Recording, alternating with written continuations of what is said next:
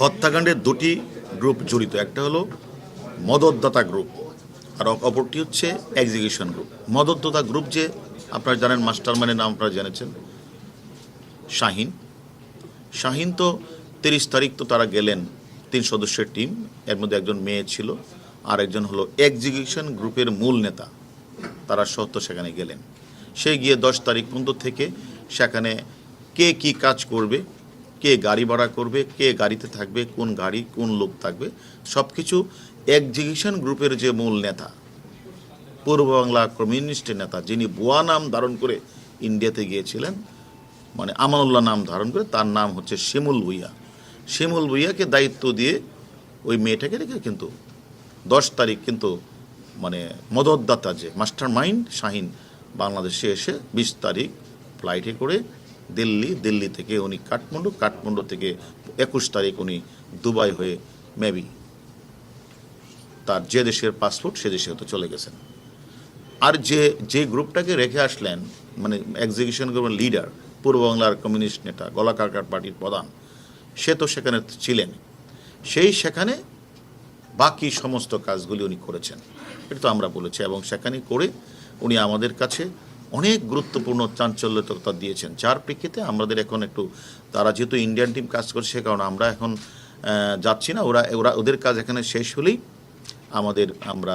আমি সহ আমার সাথে আমার ডিবির 2-1 অফিসারকে নিয়ে আমরা আবার সেখানে যাব।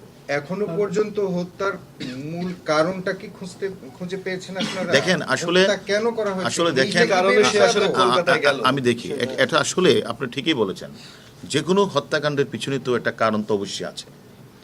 এবং সেখানে এই যে হত্যাকাণ্ডটা ঘটলেন, এখানে তাদের পূর্ব থেকে তো অনেকগুলি কারণ থাকতে পারে।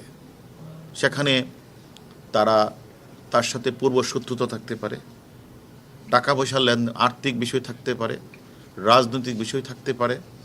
এবং সেখানে তারা যখন সেখানে যায়, সেখানে যেই এক্সিকিউশন গ্রুপ দায়িত্ব নিলেন, প্রত্যেকটা এই 4-5 জনই কিন্তু একটি দলের নেতা। এটা হচ্ছে পূর্ব বাংলা কমিউনিস্ট গ্রুপের তারা সদস্য সবাই। আপনি বলেন জাহিদ, বলেন সিয়াম, বলেন আপনাদের মূল যে এক্সিকিউটর মুস্তাফিজ, মূল এক্সিকিউটর আমাদের কাছে যিনি আছেন সব স্বীকার করছেন, মানে তাদের লিডার, এক্সিকিউশনের লিডার আমানুল্লাহ ওরফে শিমুল ভুইয়া, যার নামে অলরেডি আমার কাছ থেকে টেলিফোন আসছে যে 17 তারিখ পর্যন্ত যে আমাদের কাছে যে আমরা যে রেকর্ডেড, সেখানেই 17 সাল, সেখান থেকে 5-6টা সে অলরেডি গলা কেটেছেন বা মার্ডার করেছেন। এর আগে যে কত সঙ্গে সেটাও আমরা খুঁজে বের করছি। তো বিষয়টা হচ্ছে যে অবশ্যই শত্রুতা রয়েছে। তাদের যে প্ল্যান ছিল ওই দিনের, তারা কিন্তু শুধুমাত্র 30 তারিখ গেল 10 তারিখের পরে এই প্ল্যান না, তাকে হত্যা করার জন্য কিন্তু পূর্বেও 2বার প্ল্যান হয়েছে, নির্বাচনের আগে একবার প্ল্যান হয়েছে, তারা ব্যর্থ হয়েছে। তখন তাদের কথা ছিল বাংলাদেশই করবে। দ্বিতীয়বার তাদের প্ল্যান হয়েছে জানুয়ারি মাসের 17-18 তারিখে। সেই প্ল্যান তারা কিন্তু মানে আমাদের আনার সাহেবও গিয়েছেন ওই দেশে, এবং এই চক্রটা কিন্তু সেখানে গিয়েছেন। কিন্তু যেভাবেই হোক কুটিলে থেকে সেটা এই প্ল্যানটার বাস্তবায়ন হয় নাই।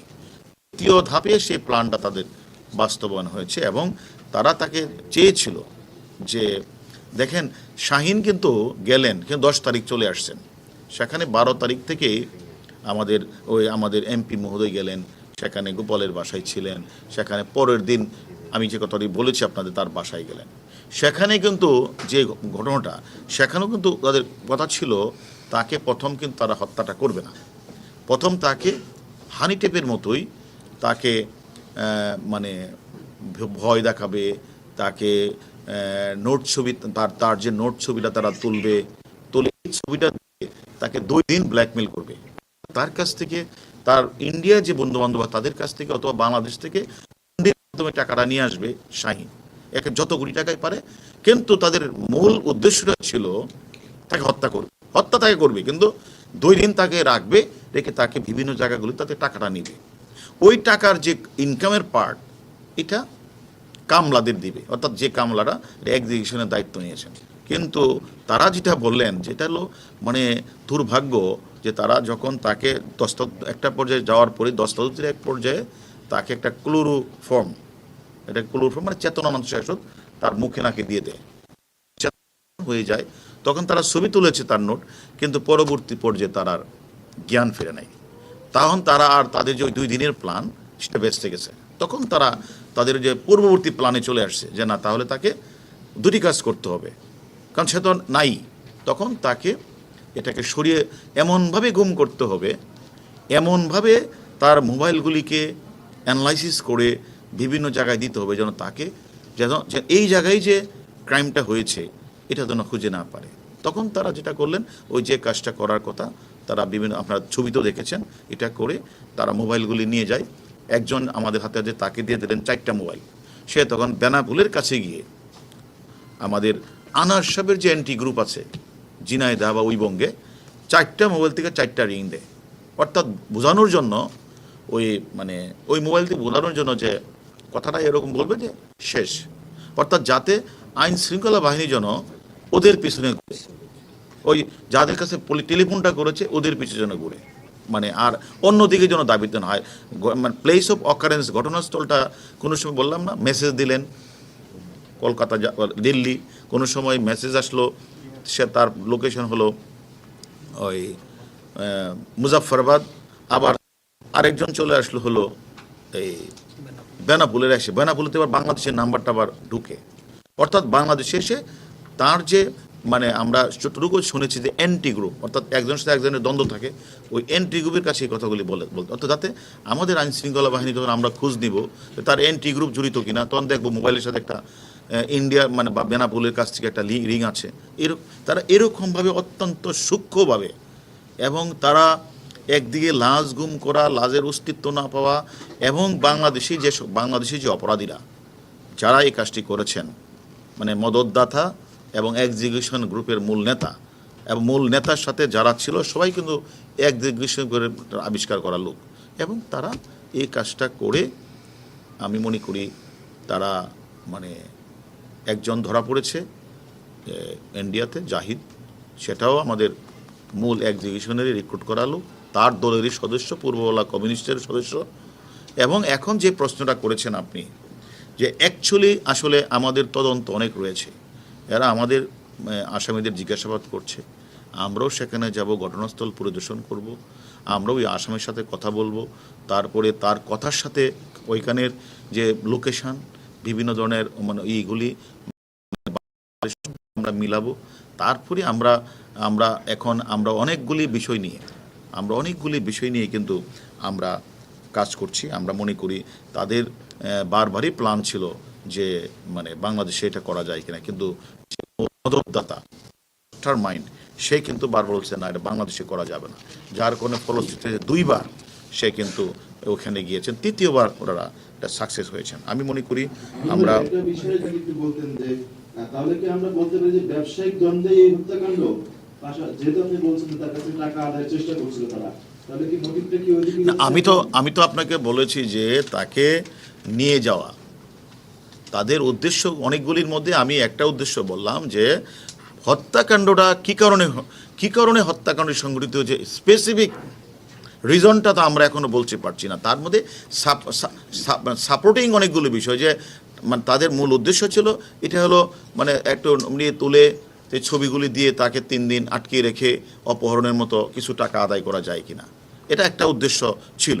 দ্বিতীয়ত উদ্দেশ্য হলো যে তাকে দুনিয়া থেকে সরিয়ে দিতে হবে। এর আগেও 2বার তাকে তারা প্ল্যান করেছেন। আসলে দেখেন আমাদের মানে এটা কেন হয়েছে এটা একটু তদন্ত সাপেক্ষে বলা যাবে, কারণ আপনি এটাও জানেন যে সেখানে টাকা পয়সা ছাড়াও ওই এলাকার একটা একটা বিস্তারিত আধিপত্য এলাকা, 100 এলাকা বাড়ি, তাদের বন্ধু মানুষ। দ্বিতীয়ত হলো এখানে আপনি জানেন এক সময় পূর্ববাংলা কমিউনিস্টের গলা কাটা পার্টিদের অত্যন্ত একটা উৎপাত ছিল। এরা অনেকখানি কিন্তু নির্মূল করা হয়েছে। অনেকেই ওইখানে অনেক চেয়ারম্যান, দেখো বাবা চেয়ারম্যান, ছেলে চেয়ারম্যান অনেকে হত্যাকাণ্ডের শিকার হয়েছে, এবং যশোর, খুলনাতে অনেকে মার্ডার হয়েছে। এখন এগুলির পিছনে এবং তাদের জিদ আছে কিনা তাকে তারা এটাকে মনে করি কিনা, এবং এখানে আধিপত্য বিস্তার, এবং আপনি যেটা বলছেন সেখানে এই এলাকার নিয়ন্ত্রণ, যেহেতু এটা একটা border area, cross border area, এটা এই কারণে এই এলাকার মানুষকে সে নির্মূল করতে গিয়ে এলাকাটাকে মানে এই এলাকাটাকে সঠিক পথে রাখতে গিয়ে অনেকের বিরাগ বাজন হয়েছে কিনা, সব কিছু তদন্ত ছাড়া তো আসলে শেষ না হওয়া পর্যন্ত এটা তো বলা যায় না।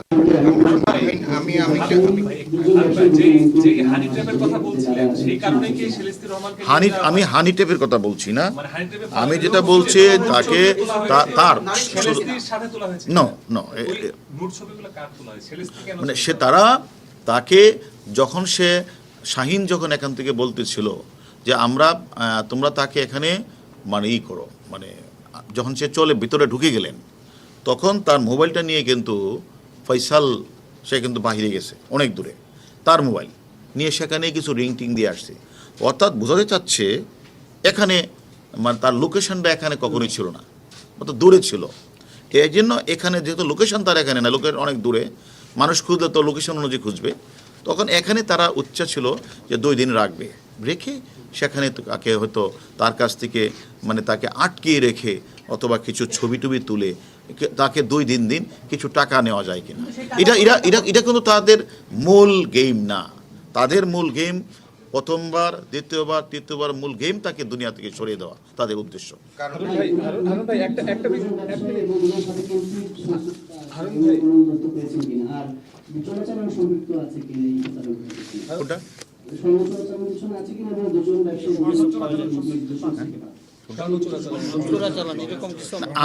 আমরা যেটা পেজ বললাম তো আপনাকে, অ্যাকচুয়ালি কি বিষয় আপনারা আমার যতই স্পেসিফিক কোয়েশ্চেন করেন সে উত্তর দিতে পারবো না। এটা আপনারা সব কিছুই, আপনারা যতগুলি কারণ বলছেন সব কিছুই আমরা বিচার বিশ্লেষণ করব, কিন্তু অ্যাকচুয়ালি কি ঘটনাটা সেটা তো আমরা এখনো বলতে পারছি না। আমরা আপনাদের সবগুলি বিষয় কিন্তু আমাদের তদন্তের বিবেচনায় আছে। বলেছেন যে তিনি আসলে বিষয় কিছু জানতেন না, তিনি শুধু সেই বাসাতেই ছিলেন। কে? আসলে আসামিরা অনেক কথাই বলবে, আমরা তদন্তকারী কর্মকর্তারা আমরা তদন্ত করি, আমরা যেটা বলার কথা এটা বলেছি, যেটা না বলা যাবে না সেটা এখন বলছি না তদন্তের স্বার্থে। আমরা আপনাদেরকে মানে সেখানে যাই, গেলে আরও তথ্য পাওয়ার সম্ভাবনা আছে। সব কিছু মিলে আমরা কাজগুলি করছি, আমাদের কাজ করার সুযোগ দেন। আর যেহেতু আমাদের দেশে এটি মামলাটা রুজু, আমাদের দেশে এই ঘটনাটা ঘটে, আমরা শুধুমাত্র 364 একটি মামলা রুজু হয়েছে, সেই মামলার তদন্তে আমরা যাচ্ছি। আর কলকাতাতেও এ ধরনের ঘটনা ঘটেছে, তারা নিশ্চয়ই পারিপার্শ্বিক সাক্ষ্য পেয়েছে, তারা সেখানে তারা মানে কিছু আলামত পেয়েছে, যার পরিপ্রেক্ষিতে তারা মার্ডার মামলা রুজু করেছে। এখন আমরা তদন্ত শেষ করে আপনাদের বলতে পারবো।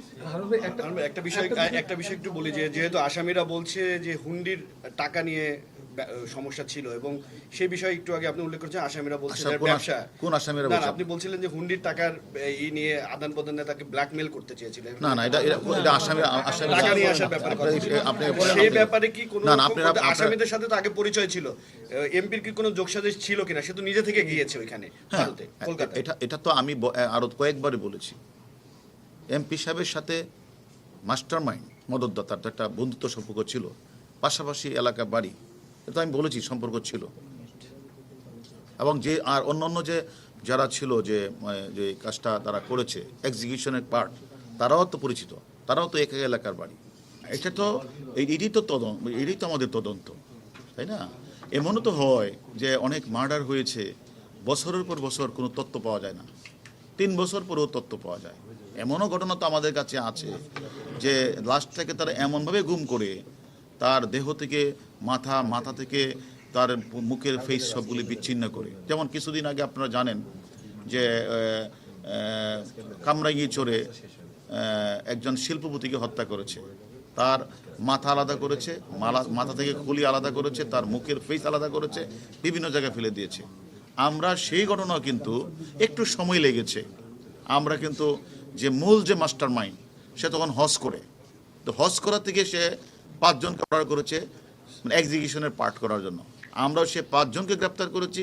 ওই যে মাস্টার মাইন্ড হজ করতে গেছিলো, হজ করতে এসে সে চিটাগাং গেছিল, সে যখন জেনে ফেলছে আমাদের, সে চিটাগাং থেকে চলে গিয়েছিল ইন্ডিয়া। আমরা তাকে ইন্ডিয়া বর্ডার থেকে তাকে আমরা গ্রেপ্তার করেছি।